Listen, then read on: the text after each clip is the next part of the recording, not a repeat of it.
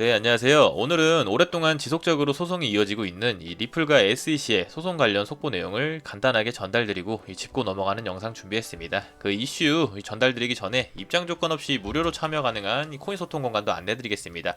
현재 1000명이 넘는 투자자분들이 모이셔서 이 암울한 하락장 속에서도 서로 소통하며 이 본인의 매매 노하우도 공유하면서 즐겁게 소통하고 이 정보를 교류할 수 있는 소통 공간입니다.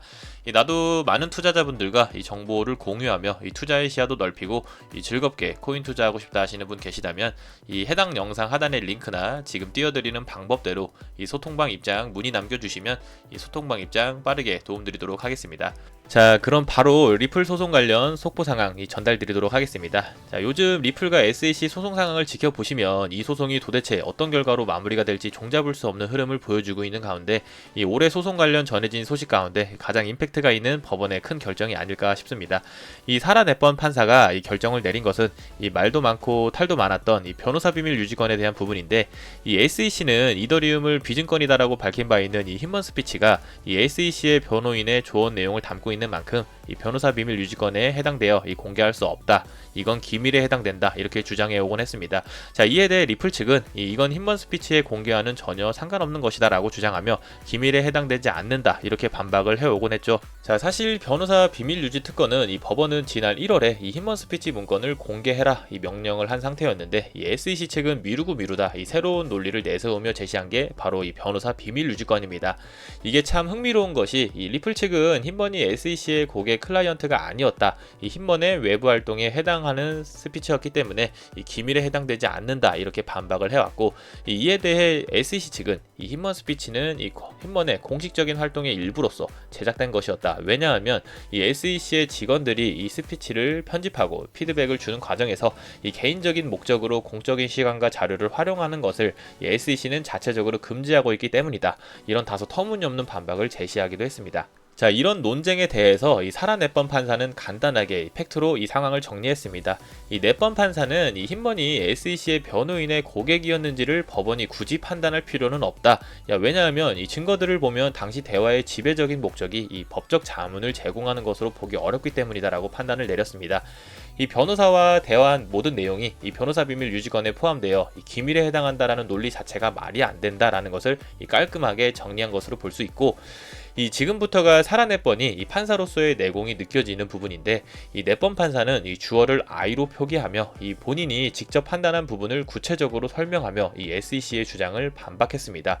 넷번 판사는 이 나는 문서들을 검토한 결과 이 당시 대화가 이 법적 조언을 제공하는 것이 이 지배적인 목적이 아니라는 점을 확인했다. 이 변호사 비밀보호 특권에 해당하는 법적 조언은 이 미래의 행위에 대해서 가이드를 하거나 이 과거의 행위에 대해서 이 평가를 하는 것이 초점이 맞춰져 있어야 한다. 자, 허나 SEC는 이 힘먼 스피치가 순전히 법조빅인데, 자, 왜냐? 자, 해당 스피치가 디지털 자산과 관련된 증권법을 언급하고 있고, 자, 그러하여 힘먼 스피치가 법적 조언을 담고 있다라고 주장하고 있다. 자, 그런데 SEC의 이런 주장은 이 불필요하게 같은 뜻의 말을 이 다른 말로 표현해서 반복하고 있는 것에 불과하다. 이렇게 팩트로 논리를 정리해 주었습니다. 자, 넷번 판사는 이 팩트로 논리를 정리해 주면서 이 두 가지 근거를 제시했습니다. 이 먼저 힘먼 스피치가 이 크립토 규정과 관련해서 이 정책적인 부분을 담고 있기 때문에 이게 법적 기반으로 작성됐다라는 것은 사실 놀라운 사실이 아니다.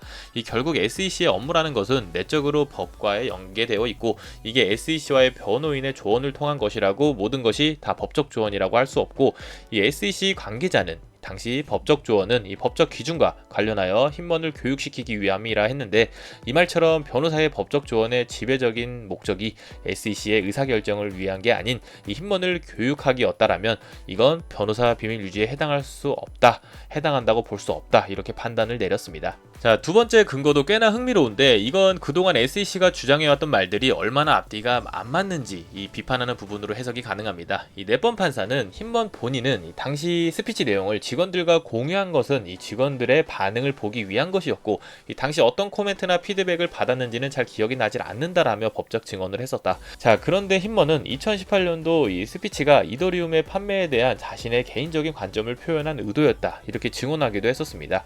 자, 현행법은 정책 지원사항 이 공인으로서의 특정 공적 발언을 하는 것이 좋은 생각인지 나쁜 생각인지에 대해 이 변호사의 조언을 받거나 이 기관의 입장이 담긴 진술이 메시지에 해당하는지에 대한 커뮤니케이션 커뮤니케이션이 이 변호사에 의해 제한되더라도 이 변호사 비밀 유지에 해당하지 않는다라고 규정한다. 이렇게 깔끔하게 정리를 내려준 상황입니다. 자, 설령 흰머니 변호사의 법적 조언을 받았다고 하더라도 이게 외부에서 발언을 해도 좋은 건지 아닌 건지 이런 것에 대한 부분이었더라면 이건 변호사 비밀 보호 특권에 해당되지 않는다라는 겁니다.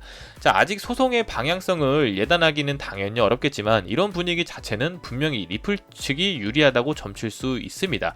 자, 과연 흰먼 스피치의 이메일이 공개된 이후에 왜 그렇게 SEC가 이걸 그렇게 감추려고 하는지까지 세상에 공개가 된다라면 이 적어도 여론적인 플레이에 있어서는 완전한 리플의 승리 양상을 바라볼 수 있을 것 같은데 이 앞으로의 법원의 법리적인 판단, 이 최종 판단이 어떤 식으로 흘러가게 될지 아주 많이 기대가 되고 있는 상황입니다.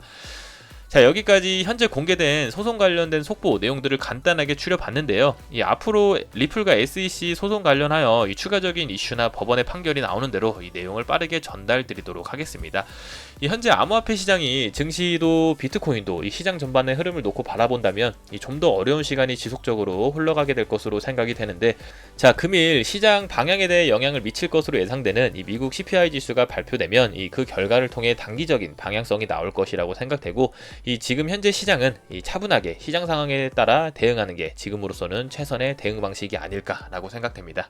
네, 영상을 끝으로 제가 운영하고 있다는 코인 소통 공간 다시 한번 안내해드리겠습니다. 리플과 SEC 소송 관련된 영상뿐만 아니라 암호화폐 시장에서 일어나고 있는 모든 이슈들을 소통하며 이 정보를 교류하고 이 소통 나누는 공간입니다.